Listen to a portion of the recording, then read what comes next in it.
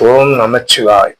நோயற்ற வாழ்வு, குறைவற்ற செல்வம், நீடித்த ஆயுள், நிலையான பரம்பொருள், செல்வாக்கு, அந்தஸ்து, கௌரவம், மதிப்பு, மரியாதை, புகழ், பதவி, தொழில், செல்வச் செழிப்பான வாழ்க்கை, சீரும் சிறப்புடன் வாழ்வதற்கான அனைத்து தகுதிகளையும் எல்லாம் உள்ள ஈசன் எல்லோருக்கும் வழங்கி அருள் புரியுமே ஈசனை பிரார்த்தனை செய்து கொள்வோம். ஓம் நமச்சிவாய்.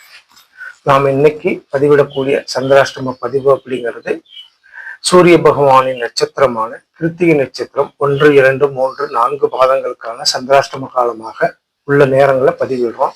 அதன்படி சூரிய பகவானின் நட்சத்திரமான கிருத்திகை நட்சத்திரம் மேச ராசியில் 1ஆம் பாதமும், ரிஷப ராசியில் 2, 3, 4 பாதங்களும் வருது. இந்த சூரிய பகவானின் நட்சத்திரம் மேச ராசிக்கும் ரிஷப ராசிக்கும் வர்றதுனால உங்களுடைய நட்சத்திர பாதம் எதுவென்று தெரிந்து அந்த நேரங்களில் உள்ள சந்திராஷ்டம காலத்தை நீங்க தவிர்த்துக்கிறது நல்லது அப்படிங்கிறதுக்காக சொல்றோம். அதன்படி 22/11/2025 பகல் 10:04 AM முதல் மாலை 4:46 PM வரை வரக்கூடிய காலங்கள் மேசராசியில் உள்ள கிருத்திகை நட்சத்திரம் 1ஆம் பாதத்திற்கு சந்திராஷ்டம காலமாக இருக்குது.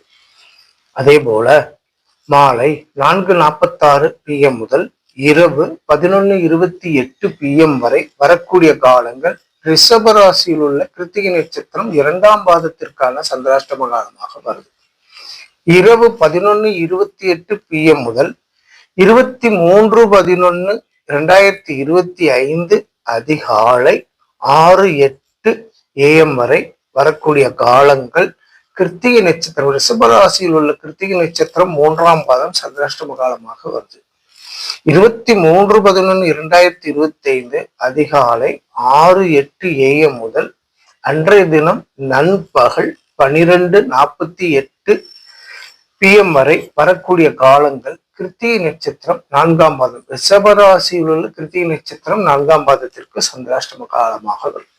இந்த சூரிய பகவானின் நட்சத்திரம் 2 ராசியில் பார்த்தீங்கன்னாக்கா 1, 2, 3, 4 பாதங்கள் பிரிந்து வருவதனால நீங்க எந்த ராசியில் எந்த நட்சத்திர பாதத்தில் பிறந்தீர்கள் என்பதை தெரிந்து அந்த நட்சத்திர பாதத்திற்கான சந்திராஷ்டம காலத்தை தவிர்த்து அந்த நேரத்துல நீங்க சுப நிகழ்வுகளுக்கான முடிவெடுக்கிறது நன்மை பயக்கும் அப்படிங்கிறத இதன் மூலம் பதிவிடுவோம். ஓம் நமச்சிவாய. வாழ்க வளமுடன்.